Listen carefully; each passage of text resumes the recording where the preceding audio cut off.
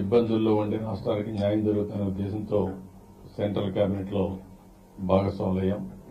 ఇప్పుడు ఏ పర్పస్ అయితే అనుకున్నామో జరగనప్పుడు అక్కడి నుంచి మనం వైదొలగడమే సబబుగా ఉంటుందనే ఉద్దేశంతో ఇద్దరు మంత్రులు కూడా పార్టీ రాజీనామా చేయమని చెప్పి ఆదేశించాం.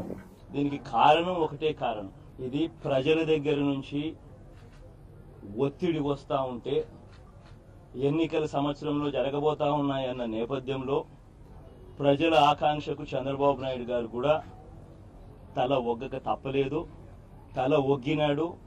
ఒగ్గినందుకు సంతోషం. చేయాలి అని నిర్ణయించుకున్నప్పుడు ఢిల్లీ వాళ్ళతో మళ్ళీ ఫోన్లో మాట్లాడడం ఎందుకండి?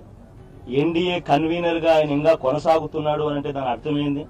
విలువలు, విశ్వసనీయత, చిత్తశుద్ధి, నిజాయితీ ఇవి చాలా ఇంపార్టెంట్. ఏంటండి వీడియో నచ్చిందా? అయితే ఓ లైక్ వేసుకోండి, లేదంటే ఓ కామెంట్ చేయండి. ఎప్పటికప్పుడు మా వీడియోస్ చూడాలంటే సబ్స్క్రైబ్ చేసుకోండి.